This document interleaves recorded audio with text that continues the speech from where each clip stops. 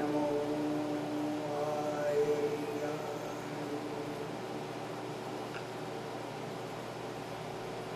नमो वज्राय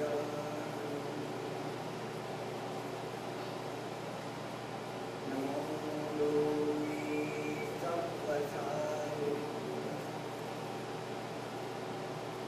एषु पंचनमस्कार सर्वपापनाशं मंगलानि च सर्वेषु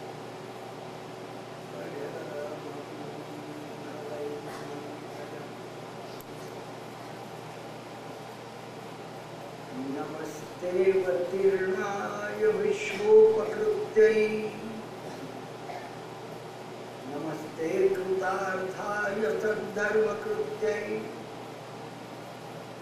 नमस्ते प्रकृत्या जगद्वत्सलाय नमस्ते नमस्ते नमस्ते नमस्ते। अपना આજના સ્વાધ્યાયના બીજા વાર્તાલાપનું મંગલાચરણ તીર્થંકર પરમાત્માના જીન સહસ્ત્ર નામ પૂજ્ય ઉપાધ્યાયજી અને વિજયજી મહારાજ સાહેબે જે જીન સહસ્ત્ર નામની રચના કરી છે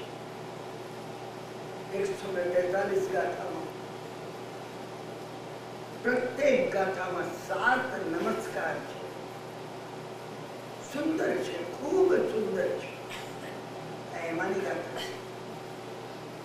नमस्ते वतीर्णाय विश्वोपकृत्यै तमने नमस्कार करूं कोने ए परमात्मा तमने जेने विश्वना उपकार ने माटे अवतार धारण कर्यो छे।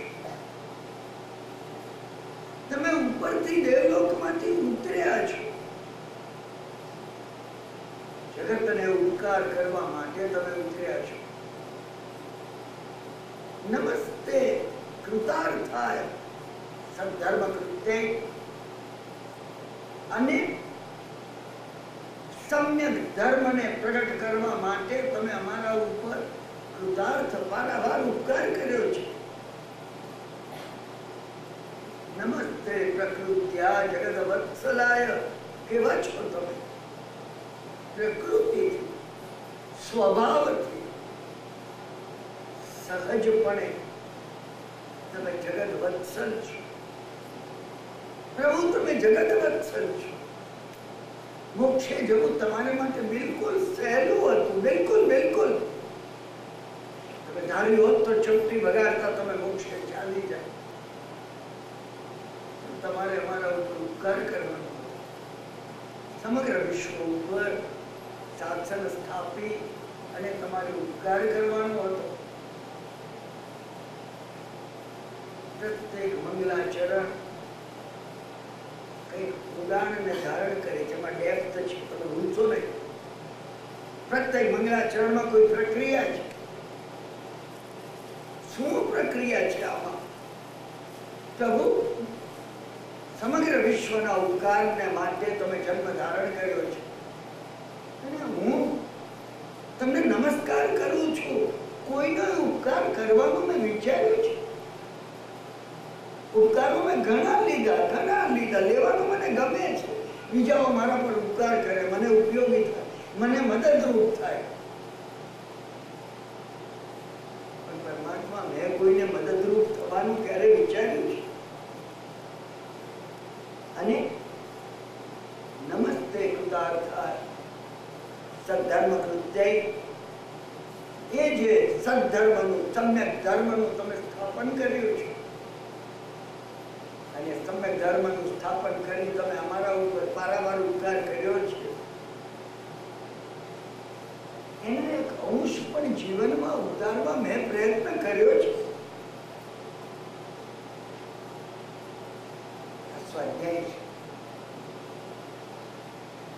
प्रत्येक स्तुति पाछळ श्लोक ने पाछळ હું ઘણી ગંભીર વાતો કહું છું. પ્રત્યેક શ્લોકની પાછળ આપણે આપણી જાતને જોડી છે. અહીં આવ્યા, અહીંયા દેરાસરમાં નિર્જરસીના ભગવાન સામે ઉભા રહે, કમઠે ધર્મેન્દ્ર સ્વચિતમ કર્મ કુર્વતી બોલી નાખ્યું આપણે. કમઠ અને ધર્મેન્દ્ર ઉપર હે ભગવાન તમારી સરખી દ્રષ્ટિ હતી અને મેં મારી દીકરી પ્રત્યે ને દીકરાની વહુ પ્રત્યે સરખી દ્રષ્ટિ રાખી છે. મારા વડીલ બંધુ પ્રત્યે ને મારા નોકર પ્રત્યે મેં સરખી દ્રષ્ટિ રાખી છે. અહીંયા આપણે સ્તુતિ કરી લીધી, તમે માનો છો કે ભગવાને સાંભળી લીધી. સારું છે, નિરંજન નિરાકાર વિતરાગા પરમાત્મા છે. નહીં તો અંતર લઈને ઉભા થાય કે બેવકૂફ તું મારી મસ્કરી કરે છે. સ્તુતિ કરી લીધી અમે, નમસ્તે નમસ્તે નમસ્તે નમસ્તે. તમને નમસ્કાર હોજો. નમસ્કાર હોજો નો એક બીજો અર્થ સેટાયરમાં, વ્યંગમાં છેટા રહેજો તમે, એ પણ છે નમસ્કાર હોજો. અનાદિકાળથી ભગવાન એટલે અમારાથી છેટા છે. તમે સ્તુતિ સાથે અમને જોડ્યા નથી. ગંભીર વાતો મને કહેવી છે, હું તમને ચાવીઓ કહું છું. બિલકુલ નવી વાતો મને તમને કહેવી છે. સ્વાધ્યાયના 4 વર્ષ પછી આપણી જવાબદારી વધે છે. મારી અવશ્ય વધે છે, મારી ઘણી વધે છે. હું એ વાત સમજુ છું. હું તમને જો આપવા યોગ્ય ના આપી શકું તો કોસ્મિક ઓર્ડરમાં હું ગુનેગાર છું. નમસ્તે પ્રકૃત્યા જગત વત્સલાય. પ્રકૃતિથી સહજપણે નેચરલ તમે જગત વત્સલ છો. અને ભગવાન હું મારી નજીક જે મિત્રો, સંબંધી, સ્નેહીજનો જેને મારે રોજ મળવાનું થાય છે એની પ્રત્યે વાત્સલ્ય મને ઉભરાય છે. મારી નજીક જે કોઈ આવે એની પ્રત્યે મને વત્સલતા, વાત્સલ્યનો ભાવ આવે છે. લગાડવાનું છે, આ પ્રક્રિયા છે. પ્રક્રિયા જો તમે નહીં કરો, ગુમાવી દે તો હું તમને ખરું કહું છું. અનાદિ અનંત સંસારમાં ભવભ્રમણ કરતા જે કાળ આપણે વિતાવ્યો છે, મને ચકલાની એ કથા તમને કેવી નથી, મેં કહી નાખી. ન્યુજર્સીમાં પર્યુષણ હતા ત્યારે અનંત અનંત ભાવ પછી દુર્લભ માનવ ભાવ અમને મળ્યો છે. ફરી નહીં મળે. મને અને તમને અત્યારે હસવું આવતું હોય, નહીં મળે કિરણભાઈ તો કઈ વાંધો નહીં, તમે અહીંયા ભટકીશું. આંખમાં આંસુ, લોહીને આંસુ આવશે તો પણ ભટકવાનો અંત નહીં આવે. આ સમજી રાખજો. હું તમને પ્રભુની વાણી કહું છું, આ મારી વાત નથી. મેં ગઈકાલે તમને કહ્યું, આ જગ્યા ઉપર બેસી મારા ઘરને હું કોઈ વાત તમને નહીં કહું. જે કઈ કહીશ બિલકુલ શાસ્ત્રની વાત કહું. જગત ઉપર તમે વાત્સલ્ય ધારણ કર્યું. નમસ્તે પ્રકૃત્યા જગત વત્સલાય. અને અમને અમારી નજીક અમારા માણસો, ચાકરો, નોકરો, અરે અમારાથી નજીક કોઈ એના ઉપર વાત્સલ્યનો ભાવ ઉમટતો નથી. કયું ભાવ પ્રમાણે અમે માંગી લઈએ છીએ.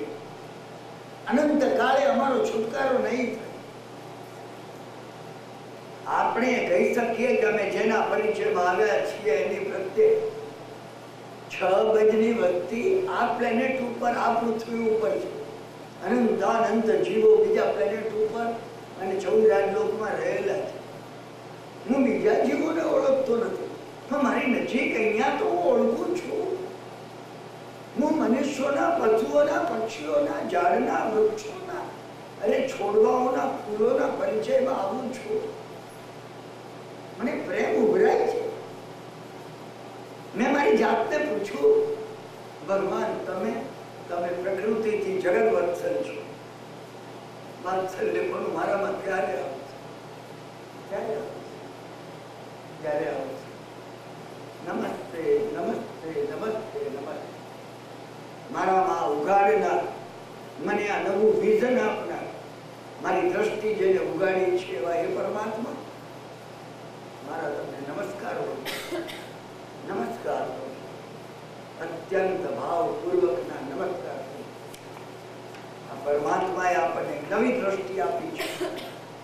હું પ્રેમ ના કરી શકું, અરે ના કરી શકું પ્રેમ, હું પ્રેમ નથી કરી શકતો. એ વાત તો મને સમજાય કે ના સમજાય? હું બેસીને એ તો વિચાર કરું, કરે રે પ્રભુ, તમે તમે તમે ચંડ કૌશિક જેની નાગ ઉપર પ્રેમ કર્યો, હું કોઈ પર પ્રેમ કરી શકતો નથી કરી શકતો. મારી પોતાની જાત સિવાય મને કોઈ ઉપર પ્રેમ નથી. અને પ્રભુ, હું જાણું છું તમે કહ્યું છે માત્ર પોતાની જાત ઉપર પ્રેમ કરનાર નિગોદમાં જાય છે. નિગોદ એક એવી અવસ્થા છે જ્યાં પોતા ઉપર જ પ્રેમ છે. ગૌતમ સ્વામીએ ભગવાનને પૂછ્યું છે કે હે પ્રભુ, આ નિગોદને આટલું નિકૃષ્ટ, આટલું નીચું કેમ કહેવામાં આવ્યું? પ્રભુએ પ્રત્યુત્તર આપ્યો, હે ગૌતમ, અનંત અનંત નિગોદના જીવોમાં પ્રત્યેક નિગોદીઓ જીવ એમ ઈચ્છે છે કે મારા સિવાય બધા જ મરે અને હું એકલો જ અહીંયા રહી શકું. જગ્યાની છૂટ થઈ જાય. અમે એ તરફ જઈ રહ્યા છીએ. તમે માનો નહીં માનો એની સાથે નિસ્બત. અગ્નિમાં હાથ નાખો, હું અને તમે દાજવાના છે. ઇલેક્ટ્રિસિટીમાં લાઈવ વાયર હોય ને આંચકો આવવાનો છે.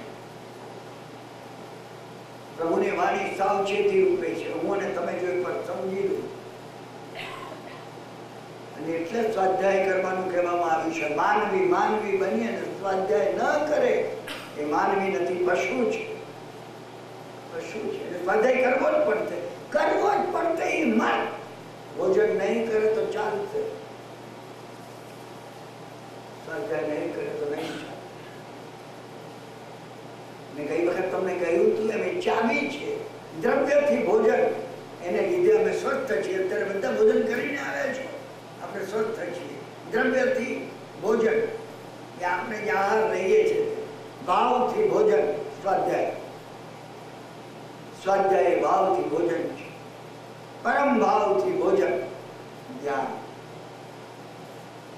સ્વાધ્યાય એ મનનું ભોજન છે. આપણું પોતાનું મન જે વિપરીત છે, એ વિપરીત છે, એને સુલટાવવું પડશે. ઉલટેલું છે. તમે મનને જો સુલટાવો તો નમ બની જાય. નમકાર આવે તો મન સુલટી જાય, નહીં તો મન ઉલટું છે, બિલકુલ ઉલટું છે. હું કોઈને નમસ્કાર ના કરું, બધા મને નમસ્કાર કરે. હું બીજાના સુખનો વિચાર ન કરું, બધા મારા સુખનો વિચાર કરે. હું કોઈ ઉપર વાત્સલ્ય કે પ્રેમ ન કરું, સર્વ કોઈ મારા પર પ્રેમ અને વાત્સલ્ય કરે. આ મન છે. આ મનને જો સુલટાવવામાં આવે તો નમ બને. એનું નામ નમકાર છે. નમકાર એ નમોરિયંતાળ નમોસજાન ભણવામાં વહી મંગલમ બોલી જવાથી નમકાર નથી, નથી, બિલકુલ નથી. આપણા મનમાં પરિવર્તન આવવું જોઈએ. જો મન પલોટાય તો નમ બની જશે. અને એ માટે સ્વાધ્યાય એ મનનો આહાર છે, અને ધ્યાન એ આત્માનો આહાર છે. ચાવી છે. દરેકમાં તમે લગાડજો દ્રવ્ય ભાવ અને પરમ ભાવ. દ્રવ્ય આપણે પ્રેક્ટિકલમાં શું કરીએ છીએ આ દેહ વડે,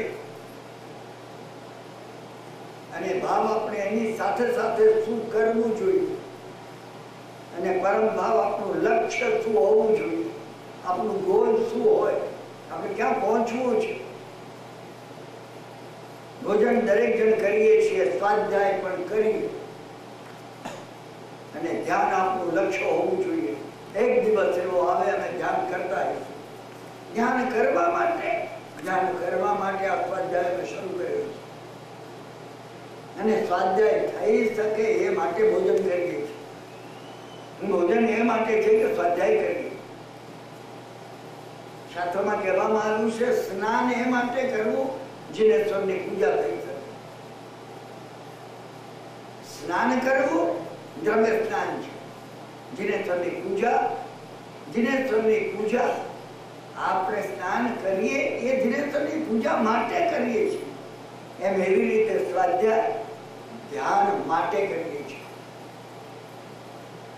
મંગલાચરણ કરી આપણે ગઈકાલની કથા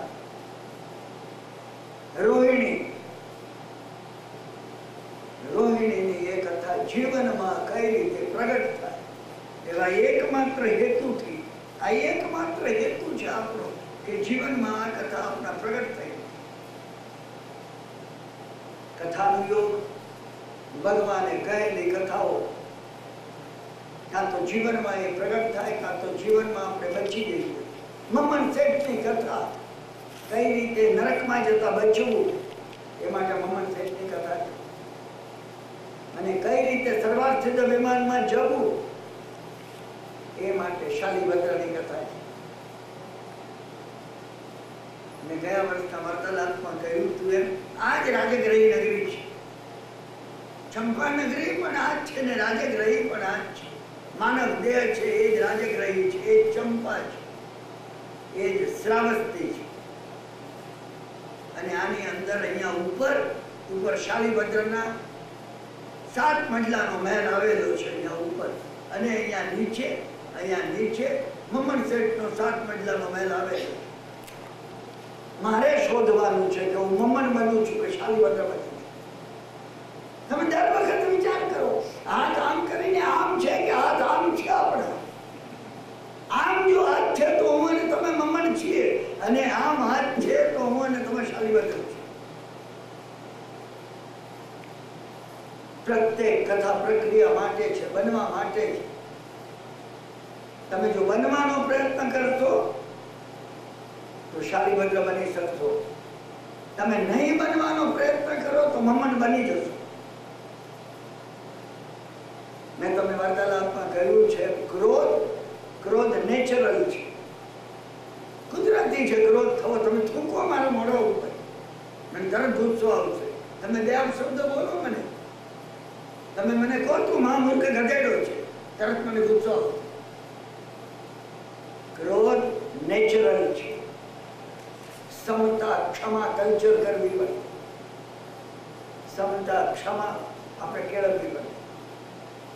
ઊંઘ નેચરલ છે, જાગૃતિ આપણે કલ્ચર કરવી પડે. આપણે માટે પ્રયત્ન કરવો પડે જાગૃત રહેવા માટે. સિંહાસન 32 ની કથાઓમાં આવે છે, જાગશો તો જીવશો ને ઊંઘશો તો મરશો.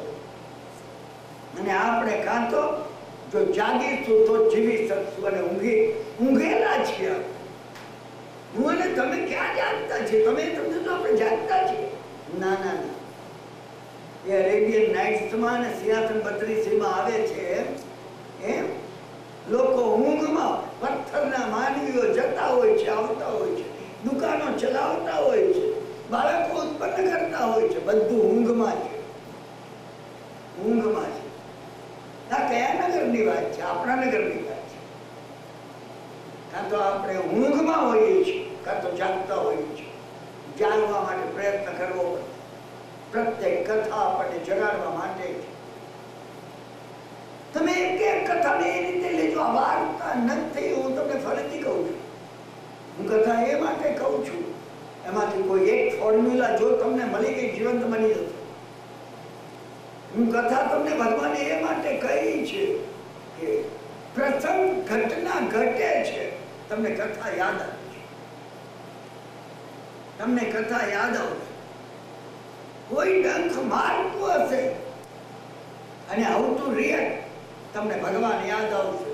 ચંડ કૌશિકે 3 ડંખ માર્યા અને પ્રભુના મોઢામાંથી નમસ્તે પ્રકૃત્યા જગત વત્સલાય, સમગ્ર જગત ઉપર વાત્સલ્યનું અમૃત વરસાવતા એવા પ્રભુએ બુદ્ધ ચંડ કૌશિક કેમ ન સમબુદ્ધ એટલે આ તું હજી જાગતો નથી.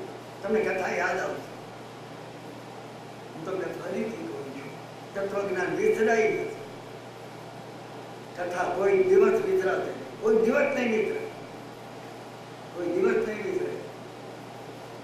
મુંબઈમાં ગોળીજી અને ચોપાટીમાં ઘણા મિત્રો કહેતા હોય છે, કિરણભાઈ ગુસ્સો આવે છે અને તરત જ તમારો અવાજ સંભળાય છે કે પ્રભુ કહી રહ્યા હતા, બુદ્ધ ચંડ કૌશિક કેમ ન થવું છે, અને ક્રોધ શાંત થઈ ગયા. કારણ કે આખી ચંડ કૌશિકની કથા યાદ આવે. હમણાં સંભળાવી દઉં એને, કથાની પકડ એવી છે, કારણ કે આપણે કથા જીવીએ છીએ. મારી અને તમારી પણ એક કથા છે. કાં તો એ મમન શેઠની છે ને કાં તો એ શાળીભદ્રની છે. હું અને તમે જેવી બનાવવા માંગી એવી એને બનાવી શકીએ. આ રોહિણીની કથા છે. ભગવાન વાસુપૂજ્ય સ્વામી 12મા તીર્થંકર, એમના દીકરા મગવા રાજા અને રાણી લક્ષ્મી દેવીની કુખે 8 રાજકુંવરો જન્મ્યા પછી એક કન્યા જે જન્મી રોહિણી છે. ઉસ્લાનબંધી પુણ્ય લઈને આવેલી અને મોટી થઈ. સ્વયંવર એને માટે રચવામાં. અને સ્વયંવર, અરે એ જમાનામાં સ્વયંવરની વાત અમે સાંભળીએ છીએ.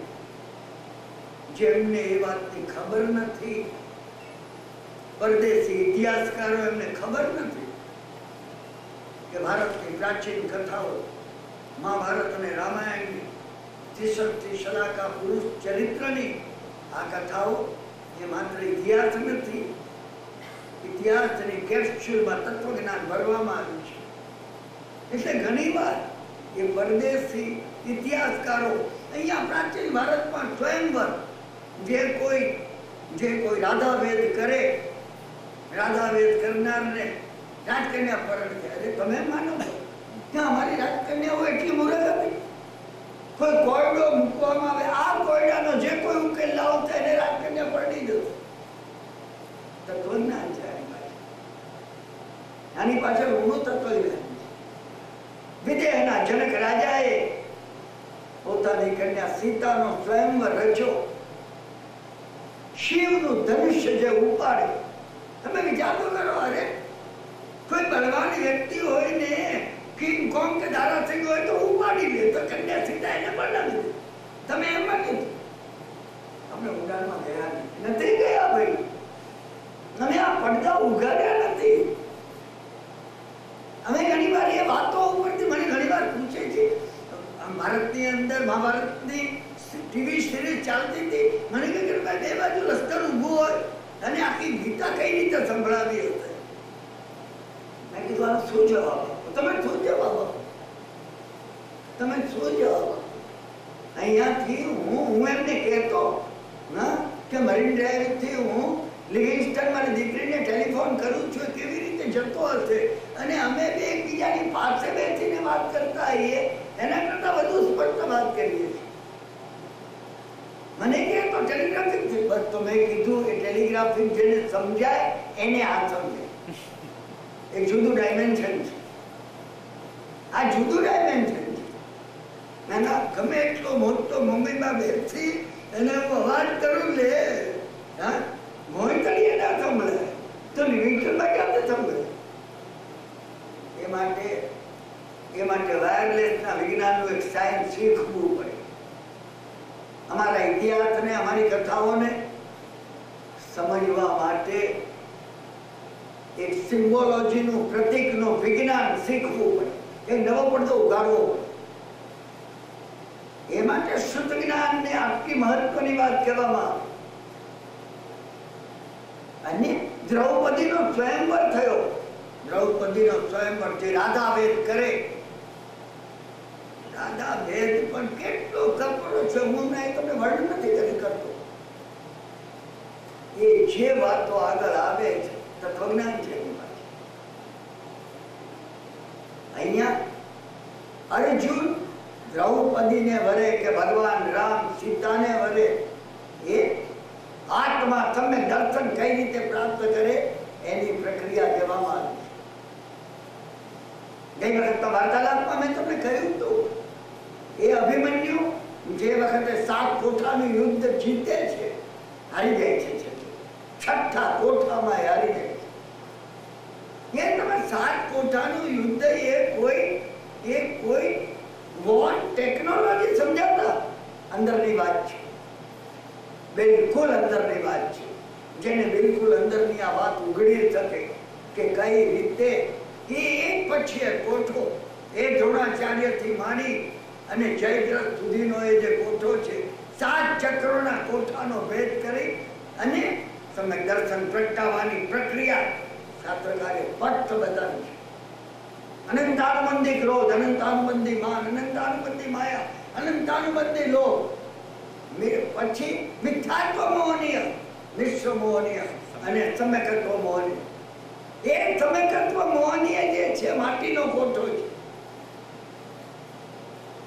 આ સ્વયંવરની વાત એવી છે. સ્વયંવરની અંદર રોહિણીએ અશોક ચંદ્રને વરમાળા પહેરાવી અને અશોક ચંદ્રને વરમાળા પહેરાવી અને અશોક ચંદ્ર રોકાઈ ગયા. 6 મહિના સુધી રોકાય. 6 મહિના માતા પિતા વગર જેને એક દાદાનો વિયોગ સહન થતો નહોતો, એક દિવસનો, માતા પિતાને વિસરી ગયા. તમે દર્શન આવું છે. મિથ્યાત્વ અવસ્થાની અંદર સંસારના પદાર્થોનો એક ક્ષણ વિયોગ સહન થતો નથી.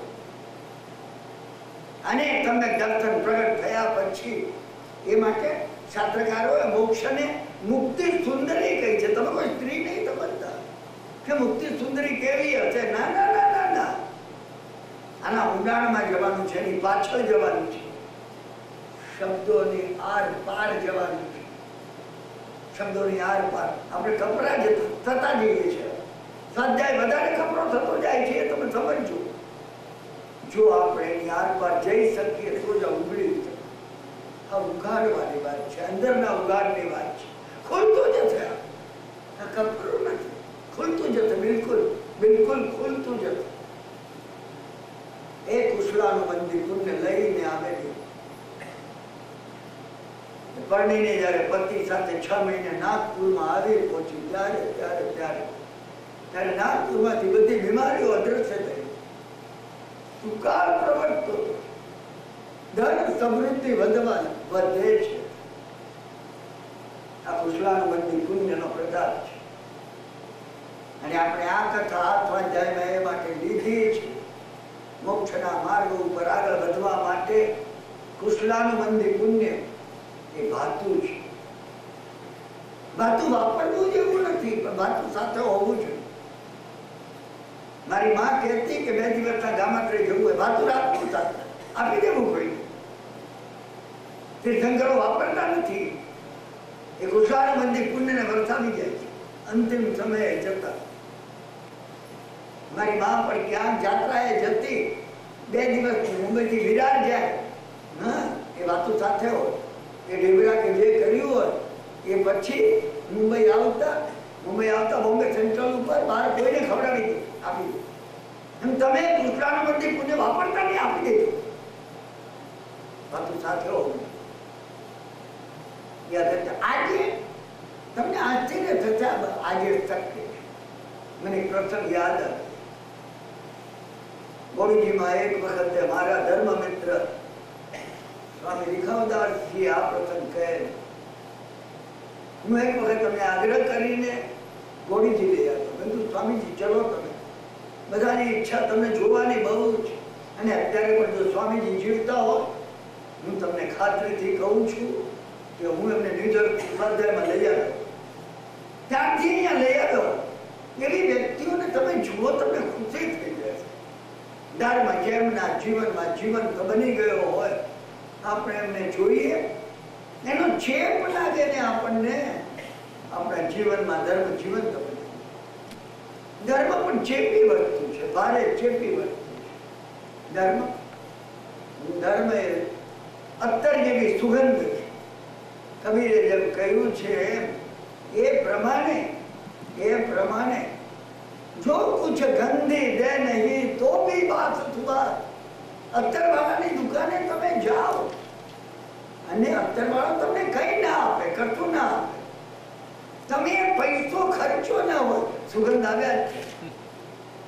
સુગંધ આવ્યા જ કરે. ઝવેર બજારમાં મુંબઈમાં તમે પસાર થાવ ને, એક મોટી અત્તરવાળાની દુકાન છે. હા, કબીર સાધુ સંગતિ જૈસી ફૂલ કી બાત, જૈસી ગંધ કી બાત. અત્તરની સુગંધો એવી સાધુની સંગત છે. જો કુછ ગંધી દે નહીં તો ભી બાત સુબા. એમાંથી સુગંધ નીકળતી હોય.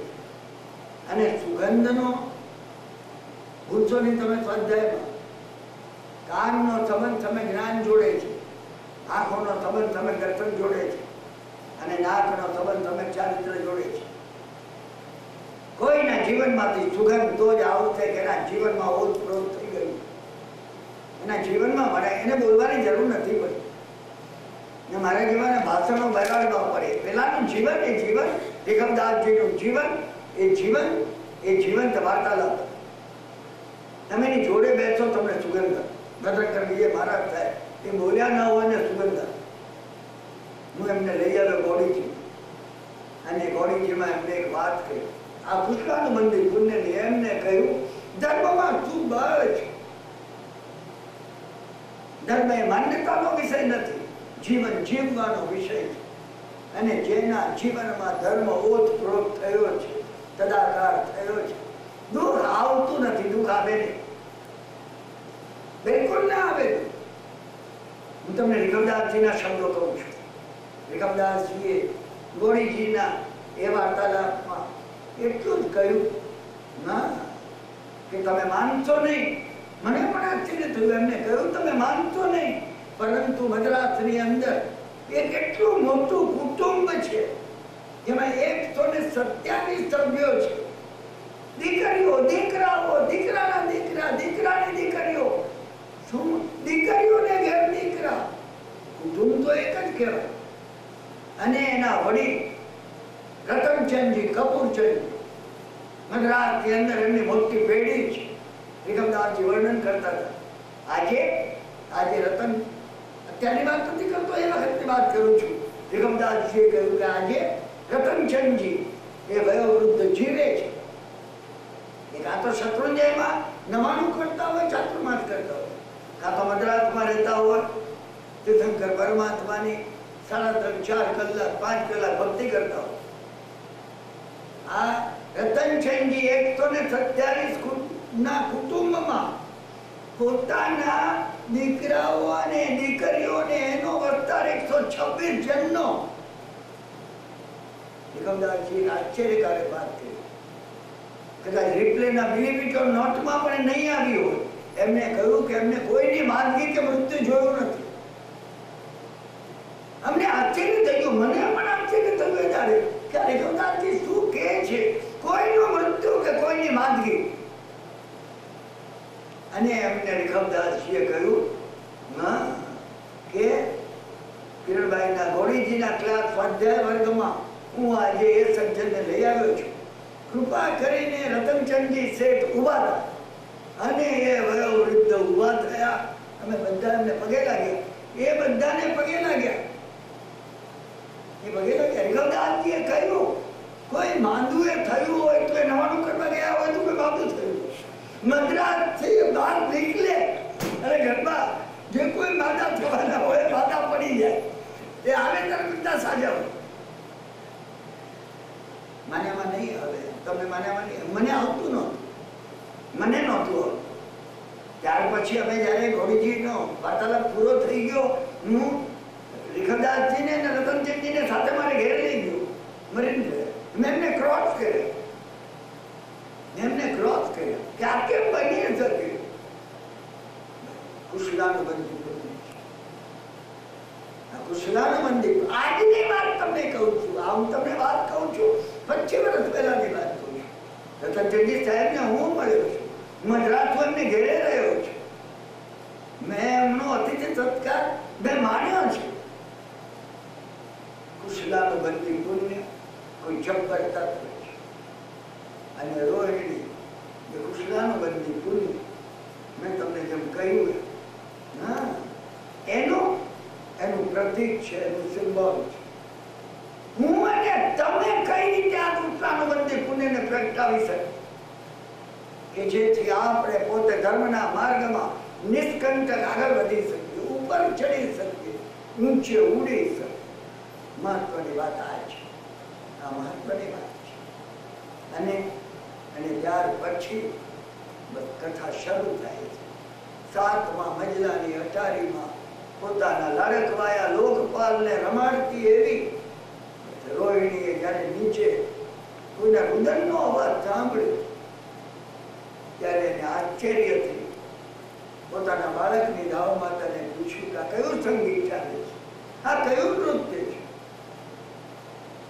પેલી ધાવ માતા ગુસ્સે થઈ ગઈ. એને કીધું કે રાણી તમે આ શું પૂછો છો? અભિમાન આવી ગયું તમને?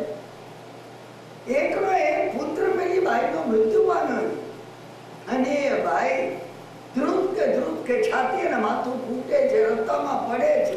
તમે એને નૃત્ય કહો છો ને સંગીત કહો છો? એને પોતાનો રુદન શબ્દ સાંભળ્યો નહોતો. તમે વિચાર ન કરો.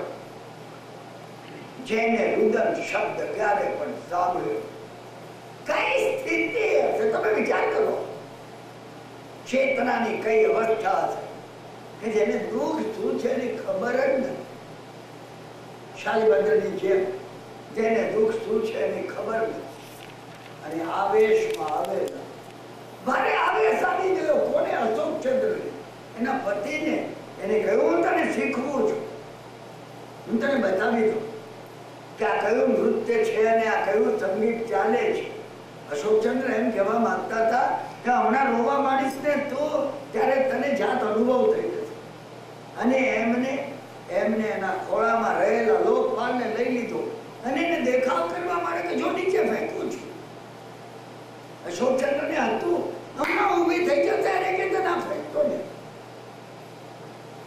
પેલી તો બેસી રહેલી એમ સહજ અને હાથમાંથી લોકપાલ સરકી સાતમા મહિલાથી નીચે અને નીચે પડેલો એ લોકપાલ નીચે માલણ ફૂલનો મોટો ટોપલો ગુલાબના ફૂલનો લઈને જતી હતી. એ મોટા ટોપલામાં પુણ્ય હતું. તમે ઘટનાઓ ઘટે છે માનશો નહીં. અત્યારે મને બીજી વચ્ચે કથા લાવતી નથી.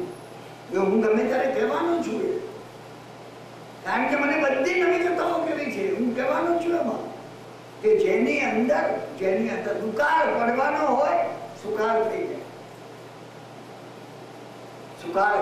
દુકાળબંધી પુણ્ય જેનું છે એવા કોઈનો જન્મ થાય દુકાળ સુકાળમાં પરિવર્તિત થઈ જાય. ભગવાને પ્રક્રિયા બતાવી છે કે જેની અંદર દુઃખ સુખમાં કઈ રીતે પરિવર્તિત થઈ જાય. કઈ રીતે પરિવર્તિત થઈ જાય. એક કર્મ બીજા કર્મમાં જતું રહે. લાંબો કાળ હોય કાળ ટૂંકાઈ જાય. મને એ કેવું છે કથા દ્વારા મને પોતાને જે વિચાર કેવો છે. કથા દ્વારા મને તમને નવતત્વ કહેવાય છે. કથા દ્વારા મને તમને કર્મનું વિજ્ઞાન કેવું છે. કથામાં કેવું છે. 4 વર્ષના સ્વાધ્યાય પછી આપણે પોતે જેના તાણાવાણા આપણે થોડા જાણીએ છીએ એના ઊંડાણમાં આપણે કઈ રીતે જઈ શકીએ. આપણે એના ઊંડાણમાં જવું છે તો પલટાઈ ગયા. દુકાળ સુકાળ બની ગયું તો દુકાળ સુકાળ જો બની જાય બાળક બચી જાય. એ બાળક બચી ગયો અને લોકપાલ બચી ગયો. આશ્ચર્ય થઈ ગયું. કોને? અશોકચંદ્રને સમજાઈ ગયું કે આ ભારે પુણ્ય છે. કોનું પુણ્ય છે? રોહિણી. પગલે એના પુણ્યને આટલા લાંબા કાળમાં અશોકચંદ્રે જોયું તો એને બરાબર જોયું. વિપરીત પરિસ્થિતિ પ્રતિકૂળ હોય અનુકૂળ બની.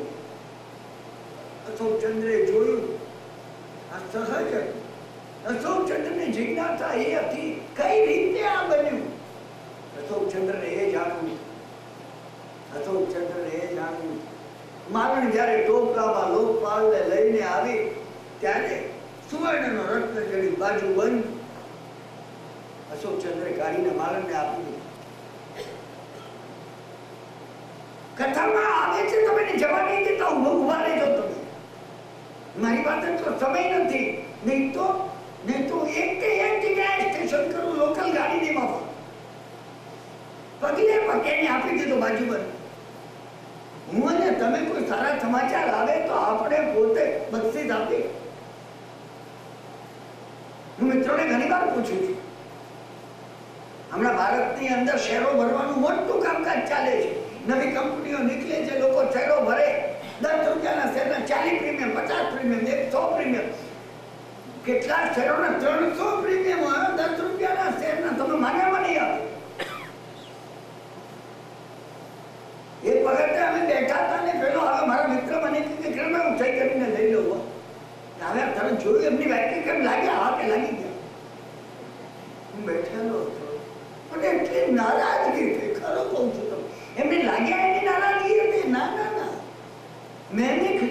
ખુશી મનાવી.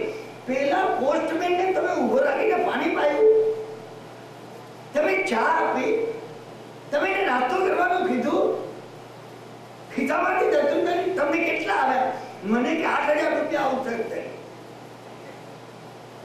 8,000 આપણને આવે ને આપણને ખુશી છે, એકદમ ખુશી. શુભ સમાચાર આવે એની પારાવાર ખુશી છે. અમે શુભ સમાચાર ને કોઈ દાડો ઉત્સવથી સેલિબ્રેટ કર્યો? અમે સેલિબ્રેટ કર્યો છે, મનમાં અમે કર્યો છે. ઓર લાવો મીઠાઈ ખાઈએ, ખો હું ખાઉં, મીઠાઈ હું ખાઉં, ખવડાવી મીઠાઈ. સેલિબ્રેશન આ નથી. ધર્મ ક્યાંથી આવે? ધર્મની વાતો આવી છે. ધર્મની વાતો, ધર્મ ઘણો દૂર છે. અમે સમજ્યા છીએ ધર્મ ઘણો વધ્યો. મુંબઈમાં મને ઘણા પૂછે કે ભાઈ કેટલી અઠ્ઠાઈઓ આ વખત અને કેટલા માત્ર ક્ષમણ ને કેટલું ક્ષમા કર્યું. સારી વાત છે, હું આને ખરાબ નથી કહેતો. ધર્મ કોઈ તત્વ છે, ધર્મ કોઈ પદાર્થ છે. ધર્મ કોઈ પદાર્થ છે. કૃતજ્ઞતા, ગ્રેટિટ્યુડ અમારામાં નથી. એક સારા સમાચાર કોઈ અયોધ્યાની વિનિતા નગરીની ગાદી ઉપર ભરત મહારાજા બેઠેલા અને દૂતે આવીને સમાચાર આપે. પુરીમ તાલમાં ભગવાન ઋષભદેવને કેવળ જ્ઞાન પ્રગટ. ભરત મહારાજાએ ગળામાંથી સુવર્ણનો રત્નહાર કાઢીને બેઠા. ત્યારે તેમને કહ્યું એ જ વખત બીજું બનાવ છે. એ જ વખતે જમણી બાજુથી દૂતે આવીને પુરીમ તાલના સમાચાર આપ્યા. ડાબી બાજુથી દૂતે આવીને કહ્યું આયુષ શાળાની અંદર ચક્ર રત્ન ઉત્પન્ન થયું છે. એમને બાજુ બંધ કાઢીને આપ્યું. બંને શુભ સમાચાર. ભરત મહારાજાને કહ્યું, ભરત મહારાજા અનાદિ ભવ બ્રહ્માંડમાં અનેક વાર ચક્ર રત્ન ઉત્પન્ન થયું. ભગવાન ઋષભદેવનો કેવળ જ્ઞાનનો મહોત્સવ પહેલો કરવો જોઈએ. ચક્ર રત્ન લેટ ઇટ શેલ વેઇટ. જુઓ તમે ભરતના જીવનને જુઓ. હું પણ ઈચ્છું છું ટોયલેટ રૂમમાં કેવળ જ્ઞાન મને થઈ જાય. અનિતા ભુવનમાં ભરતને કેવળ જ્ઞાન થયું, આપણને થાય. ભરત કેમ બનાય એનો અમે વિચાર કર્યો. આ સ્વાધ્યાય છે. પગલે પગલે આપણે વિચાર કરવાનો. તમને અંદર જો પડતા, હું તમને ખોદકામ કરતા કહું છું. મારા ગુરુ મહારાજે મને આ શીખવ્યું છે, અંદર ખોદવાનું. હું મારી જાતને ભરત તમને બીજો ભાગો તક્ષશિલાની અંદર બાહુબળજીને રાત્રે આવી અને ઉદ્યાન પાલકે સમાચાર આપ્યા. ભગવાન ઋષભદેવ પ્રભુ ઉદ્યાનમાં પધાર્યા છે. તક્ષશિલામાં અફઘાનિસ્તાનમાં બાહુબળજીનું રાત ત્યાં હતું. પ્રભુ વિહાર કરીને ત્યાં ગયેલા. બક્ષિસ આપ્યું. એમને પણ ગળામાંથી કંઠહાર કાઢીને એને ભેટ આપી. એમને કીધું કે અત્યારે તો રાત પડી ગઈ છે, બધાને ભેગા કરી અને સવારે ઉત્સવ પૂર્વક આપણે જઈશું ઉદ્યાનમાં. સવારે પ્રાતઃકાળે બધાને ભેગા કર્યા ગયા. ભગવાન વિહાર કરીને ચાલી ગયા. God can never wait for you. જો તમે બે જુઓ, સામ સામું જુઓ તો કેમ આમ કેમ બન્યું? મનની અંદર ખુશી. તમે ત્રણ યોગ, હું તમને શાસ્ત્રની વાતો કહું. દરેક વસ્તુને તીવ્ર અનુબંધ પાડવા માટે ત્રણ યોગ એમાં લાગવા જોઈએ. મનોયોગ લાગ્યો ભરતનો અને બાહુબળજીનો બંને. ઋષભદેવ ભગવાને કેવળ જ્ઞાન થયું. આ સમાચાર ઋષભદેવ ભગવાન આવી પહોંચ્યા. આ સમાચાર ખુશી થઈ ગઈ. મનોયોગ બરાબર. પછી બીજો વચનીયો, ગળાનો કંઠાર ભરત મહારાજાએ કાઢીને આપ્યો. વચનીયો હતો. અને કાયો આપણે ઉત્સવ ઉજવવા માટે હમણાં જઈએ. ભરત મહારાજાએ ત્રિકરણ યોગ કર્યો. ત્રણેય યોગને એપ્લાય કર્યા. અને બાહુબળજીએ કીધું કે જશું કાલે આપે. અત્યારે રાત થઈ ગઈ છે. બધા બાહુબળજીને એમ નહીં થયું હું પહોંચી ગયો. અરે હું એકલો જઉં.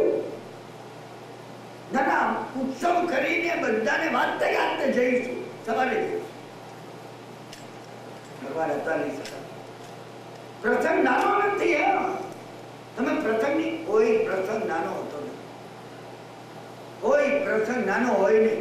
નાનો હોય તો શાસ્ત્રમાં આવે છે. તમને ને મને નાનો લાગે એનું ઊંડાણ ઘણું હોય છે, પાર ઊંડાણ હોય છે. ગૌતમ સ્વામી મહારાજની લબ્ધિ પ્રગટ થાય ને તો આપણે ઊંડાણ દેખાતું જાય. ઓ પ્રભુ, તમે આ શું કહ્યું છે? પગલે પગલે તમે અમને આ માર્ગ બતાવો. તમે આમાંનું એક પગલું પકડશો ને ખુલી જશે. ત્રિકરણ યોગ જે છે, બાહુબળજી ત્રિકરણ યોગ નહીં કરી શક્યા. નહીં કરી તો નહીં, ચૂકી ગયા. બાહુબળજી આપશુ ચાલ્યા છે. અરે પ્રભુ, તમે મારે ત્યાં આવીને હું તો તમે દર્શન આપવા સુધી આવે અને નિષ્પુણ્ય કેવો હું તમારા દર્શન નહીં કરી શકું. એ નિષ્પુણ્ય પડું ના, એમના ભાગ્યમાં નહોતું લખ્યું. તમે એવો નહીં લગાડશો નહીં, બિલકુલ નહીં લગાડતા. એમને ઇનકાર કરી દીધો, સવારે જઈશું. મેં અને તમે જેમ ઇનકાર કર્યો છે પ્રભુને મળવાનો, એવી રીતે હજી ઘણા વર્ષ બાકી છે. પછી છેલ્લે રિટાયર થઈને આપણે ઇન્ડિયા જઈ અને પાલિતાણામાં એક જગ્યા લઈશું, પછી ત્યાં આરાધના કરીશું. મેં અને તમે ઇનકાર કર્યો. હું સાધનાની વાત કરું છું. તમે ન કરી શકે, મારા તમારો સંજોગ ના હોય તો જાગૃતિ, આપણી જાગૃતિ પરફેક્ટ હોવી જોઈએ. હું આને તમે દર્શન ગણું છું. બિલકુલ દેખાવું જોઈએ. Wrong is wrong. બાહુબળજીનું રોંગ હતું, બિલકુલ રોંગ હતું, બિલકુલ રોંગ. મને અને તમને બિલકુલ સ્પષ્ટ દેખાવું છે. તમે ચૂકી છે. તમે આ કૃતજ્ઞતામાં આભાર માન્યો ને, આભાર માન્યો અમને બંને જણાએ દૂતનો આભાર માન્યો. અમે તો આભાર નથી માનતા. હું તમને એ કહું છું, શુભ સમાચાર આવે અને તમે જોઈને એને ઉજવો, સેલિબ્રેટ કરો. હું તમને ચાવી કહું છું, શુભ સમાચારની પરંપરા આવવા માટે. શુભ સમાચારની પરંપરા, અશુભ સમાચાર આવે છે. આનું કારણ અમે શુભને ઉજવતા નથી. શુભ આવતા બંધ થઈ ગયા. છાપું ખોલીએ છે ને બધા અશુભ સમાચાર હોય છે. શુભ સમાચાર હોતા નથી. અમે એક શુભ આવે ત્યારે અમે ઉજવણી કરી નથી. અને ઉજવણી કરી નથી એ મોટા કર્મની આ સજા છે. સજા ભોગવીએ છીએ. તમે વ્યક્તિગત બચી શકો, તમે બચી જશો. હું ઘણાને જાણું છું જે લોકો વ્યક્તિગત બચી જાય. નહીં ઉજવવું છે. કોઈ સારા સમાચાર આવે અવશ્ય ઉજવવા. એ ધનંતરી ગાથા યાદ કરી, દેવગુરુની કૃપાથી સારા સમાચાર આવે. આ આપનાર આવ્યો એને સારા, તમે મને સારા સમાચાર આપો. પોસ્ટમેન સારા સમાચાર આપી ગયો, ટેલિફોને સારા સમાચાર કીધો. તમે ઉજવી શકો. તમે યશ બીજાને આપજો. ખરાબ સમાચાર આવે, અપયશ તમે લેજો. મારું કોઈ કર્મ એવું છે કે હું હતો અને આવા ખરાબ સમાચાર હતા, મારે લીધે ખરાબ સમાચાર. અપયશ તમે લેજો. આ ચાવી છે દીદારની વાત કરતી. 6 મહિના તમે જો લગાડો ને પરિવર્તન ન આવે, હિરણભાઈના નામ પર ચોકડી મૂકજો. આ ભગવાનની ચાવીઓ છે, પ્રભુએ આપેલી છે. આરાધનાના માર્ગમાં અત્યંત ઉપયોગી છે. આરાધનાના માર્ગમાં અત્યંત ઉપયોગી છે. કૃતજ્ઞતા ઘણી વાર મિત્રો નજીકના હોય તો એને પૂછું છું, તમે થેન્ક યુ નહીં કીધું. માણસ નોકરને શું થેન્ક યુ કહેવું? અરે તમે નોકરને થેન્ક યુ લખો એના સારા કર્મ ઉપર, કોઈ સારી વાત ઉપર, તમારા શુભ ઉપર તમે થેન્ક યુ લખો. હું ઓફિસમાં બેઠો તો, ચા પીતો તો, મેં ત્યાંથી આવીને કીધું બધું પતી ગયું. ઇન્કમ ટેક્સ બધું ઓફિસરે પછી કીધું બોર્ડર મોકલી આપું છું. સારું નહીં, મેં કીધું તમે થેન્ક યુ નહીં કીધું. સર મહેતાજીને ઇન્કમ ટેક્સ પતાવીને આવ્યા તમારા મહેતાજી, તમે થેન્ક યુ લખો. સમાચાર સારા એને કીધું કે સાહેબે કીધું છે ફલાણાનું ખાતું લાવજો, 2 નંબરનું છે. તો તમે મને હમણાં કંઈક 2-3 છે ટેલિફોન કિરણભાઈ કરવા પડશે. હા, અમે સારા સમાચારને અમે આવકાર્યા નહીં. મને એ કથા વારંવાર વારંવાર યાદ આવે છે. સમજા ને? તમે આભાર માનો તમને લાભ થશે. આભાર માનવાથી અવશ્ય લાભ થશે. આભાર માનવાથી શું લાભ? મને એક જૈન કથા યાદ આવે. સુચિની નામના જૈન સાધુ હતા. સુચિ એક વખતે રાત્રે પોતે ધર્મગ્રંથનો પાઠ કરતા હતા. આનંદથી પાઠ કરતા હતા. કરીને ઉગાડી તલવાર લઈને છોડ દાખલ કર્યો ઘરમાં. આને છોડે કીધું જેટલું ધન હોય એટલું આપી દે, નહીં તો આ તલવારથી ગરદન કાપી નાખે. છોડે સુચિરીએ કીધું તું ગરબડ નહીં કર ભાઈ, આમાં જા તું ગરબડ નહીં કર. પૈસા જોઈએ તો ખાનામાં પડ્યા છે, જેટલા જોઈએ એટલા લઈ જાય, પાઠ કરવા દે. જુઓ તમે શું અદભુત. હું જેમાંથી સુગંધ નીકળે એ આ મહાત્માઓની વાત કરું છું. અને જેમાંથી સુગંધ નીકળે એની આ વાત તો છે. જીવંત જયારે તમને પરિચય થાય ને, તમને સુગંધની સ્મૃતિ તમે ભૂલી ન શકો. હિમાલયમાં જેમને હું મળ્યો છું હું ભૂલી નથી થતો. મારી આંખો ઘણી વાર ભીની થઈ જાય છે. તું ગરબડ નહીં કર કે તારે જે પૈસા જો ખાનામાં પડ્યા છે લઈ ગયા. પણ ધ્યાન રાખજે, આવતીકાલે ટેક્સ ભરવાનો છે એટલે થોડા બાકી રાખજે, બધા લઈ લઈ જતો. ચોરે ખાનું ખોલ્યું, ખાનામાં પૈસા હતા. ચોરે લીધા પૈસા. એ મહાત્માની સહજતા, એ મહાત્માના શબ્દો, એ મહાત્માના શબ્દોમાં રહેલી સુગંધ ચોરે પણ થોડે રાખ્યા. ચોર રાખે નહીં એમ તમે જોજો.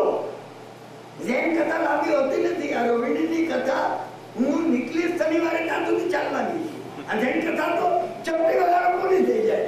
શરૂ થાય હોય ને પૂરી થાય, શરૂ થાય ને પૂરી. પેલા એ લીધા પૈસા શું, અને તલવાર હાથમાં ને નીકળ્યો ખુલ્લી તલવારે. સુચિરીએ કહ્યું ભલા ભાઈ આભાર તો કહેતો જાતો, પ્રેમથી લઈ જાય. થેન્ક યુ તો કે એ મહાત્મા પોતે થેન્ક યુ હતા. તપેલી કથામાં આવે છે કામડો નાખી દીધો. મેં તમને કથા કહી છે. હા, આભાર તો માનતો જા, તને કામ લાગશે. એ મહાત્માને પોતાને થેન્ક યુ નથી જોયું. એ પરિવર્તન તમારામાં ને મારામાં લાવવા માંગે છે. એ મહાત્મા છે, આપણે ચોર છીએ. આ કથાઓ ચોરને કામની છે, મહાત્માઓને કામની નથી. એટલે આપણી પાસે આવી એ તો આપણા સુધી શું કરવા આવે? મહાત્મા તો આ કથા જીવતા હોય છે. ચોરે જતા જતા કીધું થેન્ક યુ વેરી મચ. અને ચોર ચાલ્યું. પેલા મહાત્મા, કામળા વાળા મહાત્માની કથાની જેમ થોડાક દિવસમાં ચોર પકડાઈ. ચોરે ગુના કબૂલ કર્યા. એમાં મહાત્મા સુચિરીના પૈસા ચોર્યાનો પણ એને કબૂલ કર્યું. સુચિરીને પણ સાક્ષી માટે બોલાવવામાં કોર્ટમાં કે સુચિરીએ કહ્યું મને લાગે વળગે છે ત્યાં સુધી હું આ સજ્જનને ચોર તરીકે બિલકુલ જોતો નથી, હું માનતો પણ નથી. પૈસા મેં પોતે ખુશીથી એને આપ્યા છે. એને પૈસાની જરૂરત છે, આવ્યો એને મારી પર માંગણી કરી. મેં એને કીધું ખાનામાં પડ્યા છે લઈ જા. મને ઘણો સજ્જન માણસ છે જજ સાહેબ, તમે ભૂલશો નહીં, મારે ટેક્સના પૈસા આપવાના હતા. એટલે મેં એને કીધું કે ભાઈ કાલ ટેક્સ ઘરનો ભરવાનો છે એટલે તકલીફ ના થાય. ના, ટેક્સના પૈસા પણ એને રાખેલા હતા. બીજા ગુનાઓ માટે સજા થઈ, જજ એને વધારે સજા કરી શકે. અને જેલમાં ગયા પછી ચોરને ઊંઘ આવતી નથી. કોઈ વાર ભાગમાં મળે પછી ચોરને ઊંઘ ના આવે. કૌતિકને એક મહાત્મા મળી ગયા ત્યાર પછી એને ઊંઘ ના આવે. એની ઊંઘ ઉડી ગઈ. એની ઊંઘ આ ચોરની પણ ઊંઘ ઉડી ગઈ. અને ચોર એને વિચાર કર્યો એવું શું છે આ મહાત્માની અંદર? બિલકુલ સહજ પડે કરી રહ્યા. આ પાઠમાં એવું છે, પાઠની અંદર આ શાસ્ત્રના પાઠમાં એવું શું છે કે કોઈ ડિસ્ટર્બ કરે એ સહન નહોતા કરી શકતા. ગડબડ નહીં કરે, જે લેવું એ લઈ જતું, મને વચ્ચે સતાવને. કઈ વાત છે? આ સ્વાધ્યાય કેવો છે? ચોરના મનમાં આ પ્રશ્ન, મને કરવો છે તો આ સ્વાધ્યાય કરવો. જેલમાંથી છૂટી અને ચોર સીધો સુચિરી પાસે આવ્યો. સુચિરીનો શિષ્ય બન્યો. સુચિરીનો શિષ્ય બની સહજતા. તમે જુએ એની કરુણા એ મહાત્માને જુએ. ઘરનું કોઈ માણસ આવ્યું હોય ને આપણે, અને આપણે સ્વાધ્યાય કરતા આવીએ ને કે ને એ 200 રૂપિયા જોઈએ છે, આપણે કે ગીતામાં હાથે લઈ જાવ. ખાનામાં કેવી રીતે આવે જ રીતે. અને મહાત્માની ચોર ઘરનો જ હતો. ચોરને પણ જે ઘરનો માને એ મહાત્મા છે. મહાત્મા એમને નથી બનાતું. માથું મુંડાવાથી મહાત્મા ન બનાય. કબીરે કહ્યું છે, સિર મુંડન મેં 3 ગુણ, सिर की जावे खाज, खाने को लड्डू मिले लोग कहे महाराज. माथुं मुंडावाથી મહાત્મા થવાતું. મહાત્મા કોણ છે? કોણ છે? ચોરને પણ જે ઘરનો, બિલકુલ ઘરનો. મને એ ધ્યાન કથા યાદ આવે છે. 499 શિષ્યો હતા. એક નવો શિષ્ય આવ્યો. ગુરુ મહારાજે કહ્યું તું પણ રહી ગયા. અને થોડાક મહિના ગયા અને ચોરી થવા માંડી. કોઈનું ઘડિયાળ ગયું, કોઈનું પુસ્તક કિંમતી ગયું, કોઈની સાલ ગઈ, કોઈનું અડવાનું ગયું, કોઈનો પટ્ટો ગયો. અરે 499 શિષ્યો કહેવા લાગ્યા આ કેમ બને છે? અને ચોરને પકડી પાડી. મુદ્દા માલ સાથે ચોર પકડાઈ. મુદ્દા માલ સાથે ચોર જયારે પકડાઈ ગયો ત્યારે ક્ષમા આપીને છોડી દીધું. જો હવે ભૂલે ચૂકે ચોરી નહીં કરતું. બીજી વાર પકડાય, ત્રીજી વાર પકડાય, ચોથી વાર પકડાય, 5મી વાર પકડાય. 499 શિષ્યો ગુરુ મહારાજ પાસે એમને કહ્યું આ ચોર છે. 5 વાર અમે એને સાવધાન કર્યા છતાં એને ચોરી છોડી દે. તમારે એને આશ્રમમાંથી લઈ જાઓ. ગુરુ મહારાજ શાંત. આ ગુરુ મહારાજોની હું તમને આવા મહાત્માઓની જૈન કે હિન્દુ કે જૈન આવા મહાત્માઓની જયારે હું વાત કરીશ, મહારાજની પણ કેટલી આવી વાતો છે. હું તમને કહીશ ને, તમને એ વાત સુગંધ, એ સુગંધ વાત સાંભળીને સુગંધ આવશે. આમ જોઈ રહ્યા, ગુરુ જોઈ રહ્યા. શિષ્યોમાંના 2 મુખ્ય હતા. એમને કીધું કે જો તમે આ ચોરને આમાંથી આશ્રમમાંથી નહીં કાઢી મૂકો તો અમારે 499 ચાલી દો. ગુરુ મહારાજે કહ્યું તમે 499 જઈ શકો. ચોર બિચારો ક્યાં જાય? હું ન રાખું તો ચોર ક્યાં જાય? હું ચોરને રાખી. તમે વિચાર, તમે આના ઊંડાણમાં જાઓ. એમની કરુણાના પારાવાર, કરુણાના ઊંડાણમાં, એ પારાવાર કરુણાના ઊંડાણમાં આપણે જવું છે. અને એ જવા માટે આપણે રોહિણીની આ કથા લીધી છે. રૂપકુંભ નામના મહાત્મા ઉદ્યાનમાં આવી પહોંચ્યા. ઉદ્યાન પાલકે આવી અને અશોકચંદ્રને સમાચાર આપ્યા. અશોકચંદ્રને જયારે સમાચાર પ્રાપ્ત થયા, એમને પોતે ગળાનો સુવર્ણ હાર ઉદ્યાન પાલકને બક્ષી આપ્યો.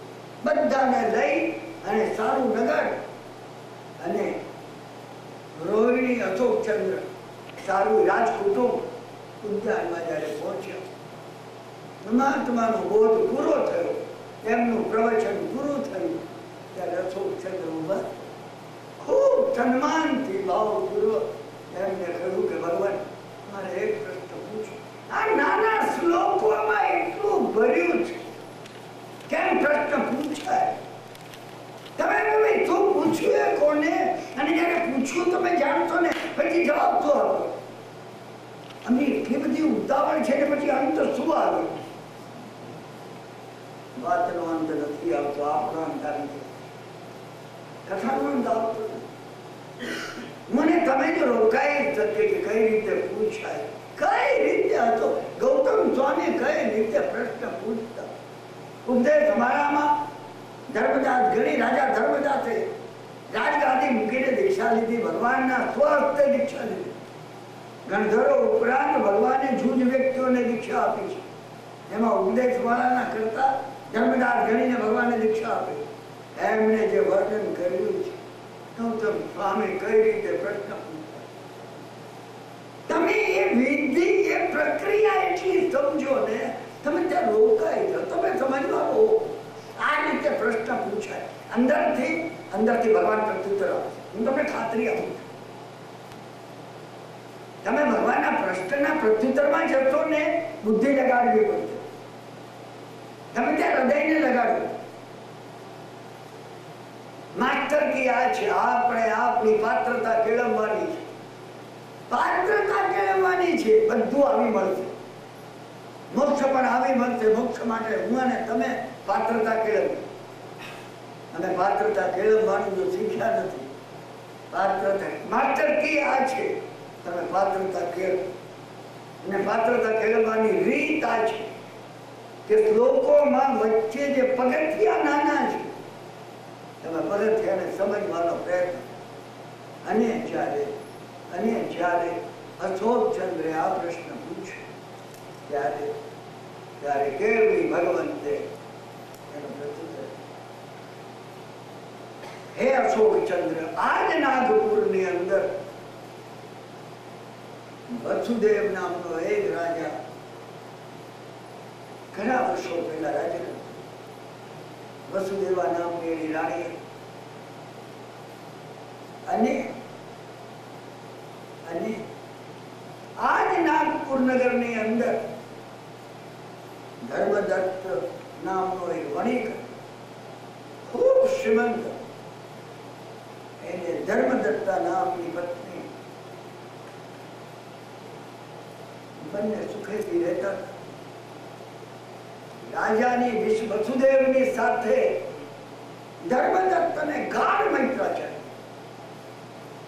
ઘણી મૈત્રાચાર્ય. રાજા વસુદેવ ધર્મદત્તને પૂછ્યા વગર પાણી પણ ન, કઈ પણ કાર્ય કરવાનું હોત તો ધર્મદત્તને અવશ્ય કહે. ધર્મદત્તની સલાહ પણ, ધર્મદત્તને ગર્વ પણ હતો, ધર્મદત્તને ગૌરવ પણ, ધર્મદત્તને થોડો અહંકાર પણ. એક દિવસની વાત છે. ધર્મદત્ત પોતાની પત્નીને કહી રહ્યો, આજે મહારાજે મને આમ પૂછ્યું, આમ બન્યું, આમ. અને ધર્મદત્તા કહેવા લાગી, તમને બહુ મોટું અભિમાન છે. બંને વચ્ચે નજીવી બાબત ઉપર એક મોટો કલહ. વાતો નજીવી, ઘણી વાર એમાંથી કલહ મોટો થાય. અને આ ધનદત્ત છે. ધનદત્ત અને ધનદત્તાએ જે શિખામણ આપવા માંડી એનાથી સહન નહીં. બે વચ્ચે તીવ્ર વિખવાદ, બંને વચ્ચે તીવ્ર વિખવાદની આ દશામાં દિવસો સુધી બંને એકબીજા જોડે બોલ્યા પણ. ઘણી વાર આવી સ્થિતિ હોય છે. અત્યારે એટલો સમય નથી, હવે 5-7 મિનિટમાં આપણે વાર્તાલાપ આજનો વાર્તાલાપ પૂરો કરીએ છીએ. વિસ્તારમાં જતો નથી. બાકી આ કોસ્મિક ઓર્ડર કેળે હાથ દઈને ઉભેલા આ પુરુષનું જે ચિત્ર છે એની જોડે જે હાર્મની કરવાની છે. અમે જીવનમાં ક્યાં આની હાર્મની કરીએ છીએ? કાં તો અમે અમારી પોતાની અંદર દુર્ભાવોથી નિધાર્મની કરીએ છીએ, કાં તો નજીવી નાની વાતો ઉપર પતિ પત્ની સાથે ને પત્ની પત્ની સાથે, માતા પુત્ર સાથે, પુત્ર માતા સાથે, એકબીજા સંબંધીઓ, બે મિત્રો, ક્યાંક ને ક્યાંક કોઈને કોઈ જોડે નિધાર્મની ચાલતી જ હોય છે. ધર્મનું પહેલું પગલું હાર્મની છે. તમે ભૂલશો નહીં, આ કોસ્મિક હાર્મની હોવી જોઈએ. અહીંયા જે કહેવામાં આવ્યું છે, લોક વિરુદ્ધ ચાવું, લોક વિરુદ્ધનો ત્યાગ એટલે શું? લોક વિરુદ્ધ એટલે એટલે પાટણ પાલનપુરમાં ચોપટા ઉપર જે બેસે છે અને આખા ગામની નિંદા કરે છે એ લોક છે. તમે એને લોક માનશો ને કે લોકોથી વિરુદ્ધ ન કરવું. લોક એટલે આ કોસ્મિક ઓર્ડર જે છે, વિશ્વની જે વ્યવસ્થા છે, વિશ્વની વ્યવસ્થા સાથે તમે ક્યારે પણ ઘર્ષણમાં કોન્ફ્લિક્ટમાં આવતો નહીં. તમે મનમાં એ વિચાર કરજો વિશ્વ વ્યવસ્થા સાથે કોન્ફ્લિક્ટ ના આવે. એ વિચાર કરજો મને દુર્ભાવ ના આવે. હું કોઈ બીજાનું અહિત નહીં ઈચ્છું. મને મનમાં થાય ક્યાં કોઈ જાણવા ગયું છે. વિશ્વ વ્યવસ્થા એ જાણે છે.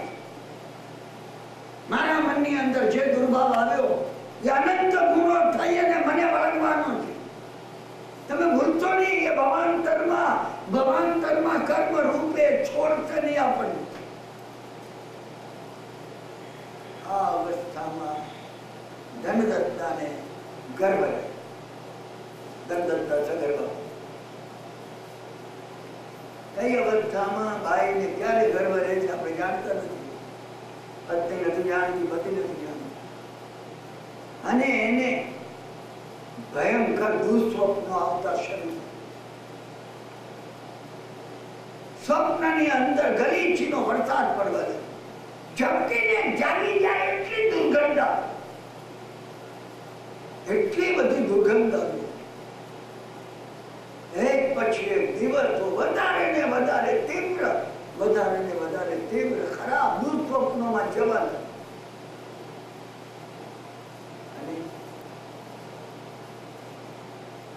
જ્યારે સગર્ભા કાળ ચાલતો હતો ત્યારે ધનદત્તને વેપારમાં નુકસાની. એક વાર રાજા સાથે પણ કોઈ વાતમાં બંદૂક થઈ ગયું. નોકરો સાથે જ્યારે મનમાં તમે હું ને તમે સમજીએ છીએ ત્યારે હવે હમણાં શનિની પનોતી બેઠી છે. શનિની પનોતી અમે જાતે બેસાડી. મેં અને તમે જે દુર્વર્તન કર્યું છે ને એ દુર્વર્તન શનિ અને મંગળ રૂપે આપણું અમંગળ કરવા માટે સામે આવે છે. પૂરા દિવસ જ્યારે થયા અને એ વખતે ધનદત્તાએ એક દીકરીને જન્મ આપ્યો. દીકરીને જન્મ આપવો ત્યારે એટલી બધી દુર્ગંધ નીકળી. શાસ્ત્રકાર લખે છે સુયાની ઓડ પાડ્યા વિના નાસી ગયું છે. નોકરો ઘર છોડી ગયા. માતા બેભાન બની.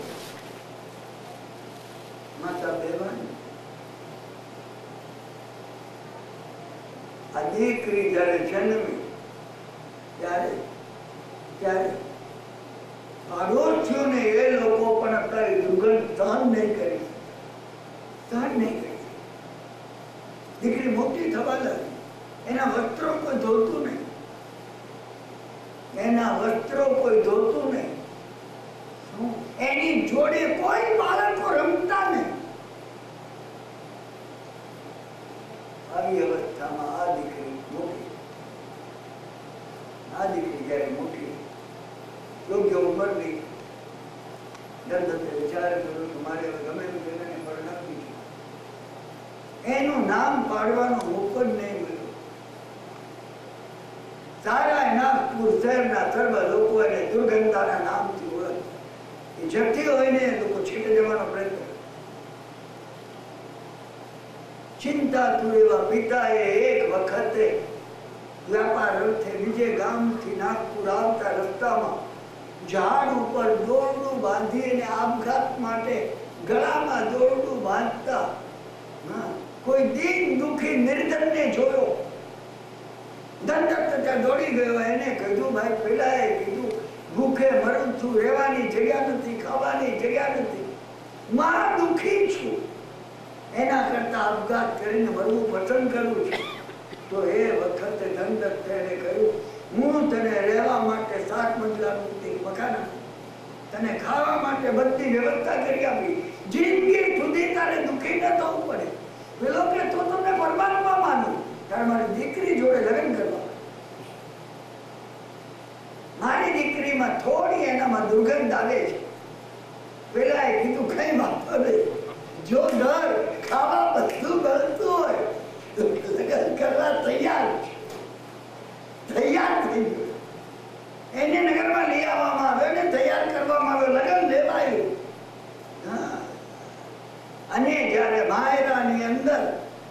કન્યાને પધરાવવામાં પેલો ઉભો થઈને નાચી ગયો. એને કીધું આપઘાત કરવાનો પસંદ કરજો. શાસ્ત્રીય કથા છે. જે શાસ્ત્રકારોએ શાલીભદ્રની સમૃદ્ધિ વર્ણવી છે, એ જ શાસ્ત્રકારોએ કયા કર્મના કયા પરિણામો કઈ રીતે આવે છે એનું આ વર્ણન નથી. સજેતે થઈ લોકો વિખરાઈ ગયા, ભેગા થયા. પિતા દુઃખી દુઃખી દુઃખી બની. આ જ નગરની અંદર વસુકાંત નામનો એ ખૂબ શ્રીમંત શ્રેષ્ઠી હતો. વસુકાંતા નામની એની પત્ની હતી. શ્રીસેન નામનો એનો પુત્ર હતો. આ શ્રીસેન કુસંગતિમાં આવી અને દુર્જન મિત્રોને સાથે જુગાર રમતો થયો. જુગારમાંથી ચોરી કરતો થયો.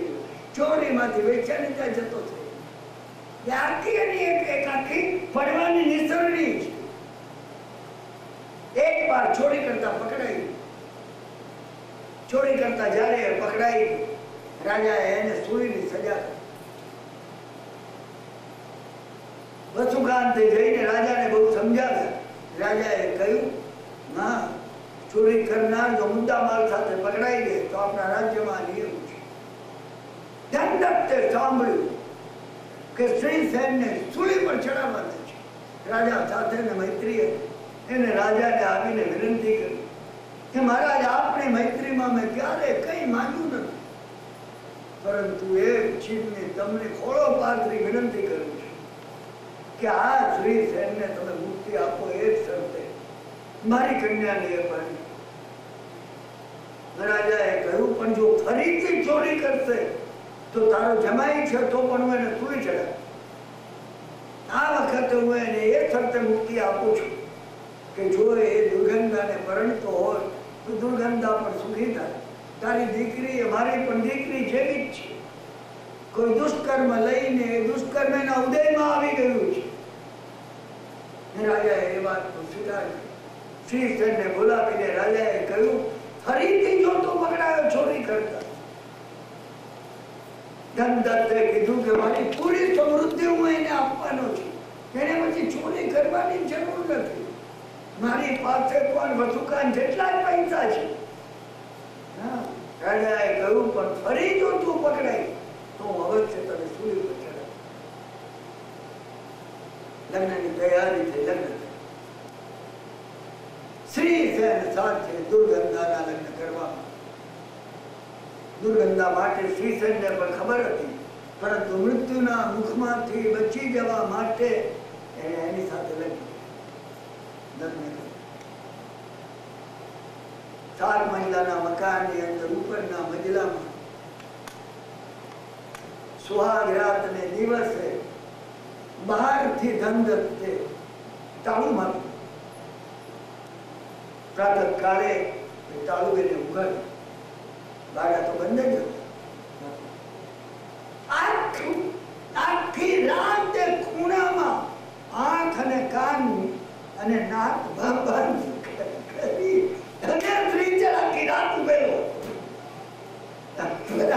કાળે બારણા જેવા ખુલ્યા, અંદરથી બારણું ઉઘાડી અને બહાર નીકળી. ધનદત્તા સમજ્યા કે શૌચ માટે જતો હશે.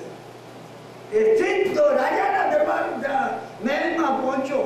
એને રાજાને કહ્યું, મને સૂળી પર ચડાવજો. આ લગ્ન કરવા કરતા હું સૂળી ઉપર ચડવું વધારે પસંદ કરું. ધનદત્તે જ્યારે આ સાંભળ્યું ત્યારે ધનદત્ત કપાળ કૂટવા. આપણે એ રાખીએ છીએ દુર્ગંધાને પહેલી વાર. આ એક પગથિયું છે, આ ચાવી છે.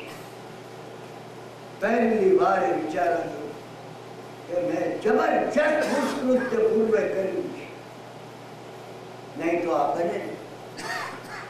એની આ દશા. પરિણીત પતિ એક જણ પરણવા માટે જે આવ્યો માયનામાંથી ચાલી, બીજો જેને લગ્ન કર્યા એ આખી રાતે ખૂણામાં ઉભો રહ્યો અને પ્રાતઃ કાળે એને ધૂળી સ્વીકારી લીધી, સરળ નહીં થયું એને પહેલી વાર. This was the electric shock treatment. મહત્વની વાત આ છે. આ દુર્ગંધા બીજું કોઈ નથી, હું છું, તમે છો. ગોતાનો બીજો કોઈ નથી, તમે છો અને હું છું. અહીંયા મહત્વની વાત એ છે સેલ્ફ રિફ્લેક્શન આવવું જોઈએ. અત્યાર સુધી આપણે આપણા પોતાના દુઃખો માટે બીજા ઉપર આરોપ કર્યો છે. આ મારી પત્ની આવી મળી છે, મને ઘર આવું મળ્યું, આ મારા બાપ આવા મળ્યા, મારી માં આવી મળી. ત્યારે પણ અમે વિચાર કર્યો નથી અમારા સર્વ દુઃખોનું મૂળ અમારા પોતાનું છે. મને જે કઈ દુઃખ આવે છે એનું કોઈ કારણ હોય તો માત્ર હું છું. જ્યારે જ્યારે અમે બીજા પર આરોપણ કર્યું, દીકરો આવો મળે, દીકરાની બહુ આવી ગયો. હા, આ દીકરાને કે છે દીકરી આવી, અરે કિરણભાઈ પનોતી બેઠી, પનોતી. મેં મારા મિત્રને કીધું સ્વયં તમે પનોતી છો, તમે આ મોઢામાં ત્યાં ઉચ્ચાર કરી શકો. વિકરાળની વાણી તમે જો સાંભળી હોય, તમે સાંભળી નથી. અને મોટામાં મોટું દુઃખ એ છે કે અમે મને ભોજરાજાની એ પુત્રીઓની કથા કેવી નથી, મેં તમને કહી છે. એક કાનમાં થવી નાખવામાં આવે, બીજા કાનમાં નીકળે. કાલે રાતે ભોજરાજાને કીધું સુવર્ણની રત્નજડિત આ પુત્રી મફત આપે ને તો પણ ધારાના ખજાનામાં નહીં લાગે. હવે શું કહ્યું છે? તમે વાત સાંભળીને બીજે કાને કાઢી નાખો. જીન માણીનું ઘોર અપમાન છે. આપણે પશ્ચાતાપ નતા, મનમાં રંગ નતા કરે છે. અમારામાં ક્યારે આવશે? દુર્ગંધામાં પહેલું સેલ્ફ રિફ્લેક્શન. સર્વ દુઃખોનું કોઈ મૂળ હોય હું છું. એવું કોઈ કર્મ ભારે દુષ્કર્મ મેં કર્યું હતું અત્યાર સુધી એને એ હતું, કોણ આટલા ખોબા ભરીને પૈસા અને પોતાની દીકરી આપે, છતાં મૂર્ખ માણસ તો મને પરણતા નથી. એને બીજાનો દોષ થયો. નોકરો, અરે આખા નાગપુરમાં કોઈ આટલા પૈસા પગારના આપતું નથી. અને એમાં કપડા ધોવાની પણ ના પાડે. જુઓ જાણે મોટા કેવા થઈ ગયા, બધા બીજાનો જ વાંક કરે. આપણે એ વાત ન ભૂલીએ, જયારે તમે બીજાનો વાંક કાઢીએ છીએ ને ત્યારે આપણે દુષ્કર્મનો અનુબંધ પાડીએ છીએ. અનુબંધ, પરંપરા, કન્ટિન્યુટીની ધારા બની જશે. હું તમને પરિણામની ધારાના પ્રસંગો કહીને તમે આશ્ચર્ય થઈ જશે. ઓ શુભ હશે તો એટલા ઊંચે જતા જઈશું, અશુભ હશે તો એટલા નીચે નીચે નીચે નિગોદ સુધી ધકેલી દેશે. વાર્તાલાપ આપણે આજનો અહીંયા પૂરો કરીએ છીએ. રૂપ્યકુંભના મહાત્મા અશોકચંદ્રના પ્રશ્નના પ્રત્યુત્તરમાં આ રોહિણીના પૂર્વ ભવને કહી જાય. આ રોહિણી છે દુર્ગંધા. દુર્ગંધામાંથી રોહિણી કઈ રીતે બનાય એની ફોર્મ્યુલા છે. એની આ ફોર્મ્યુલા છે. આવતીકાલે ફરીથી આપણે આ કથાને આગળ ચલાવીશું. અત્યંત ભાવથી એકાગ્રતા પૂર્વક તાદાત્મ થઈ, તદાકાર થઈને તમે સ્વાધ્યાયમાં જે રસ લઈ રહ્યા છો એ માટે હું અંતઃકરણ પૂર્વક તમારો સદન આભાર માનું છું. અંતિમ મંગળી કરી આરતી અને મંગળની આપણે પ્રભુની ભક્તિ કરીશું. સર્વ મંગલમ માંગલ્યમ સર્વ કલ્યાણ કારણમ પ્રદાનમ સર્વ ધર્માનામ જૈનમ જયતિ શાસનમ અંગૂઠે અમૃતવસે લબ્ધિતના ભંડાર શ્રી ગુરુ ગૌતમ સમરીએ મનોવાંછિત ફલદાતા. શનિવારે સાંજના 7:30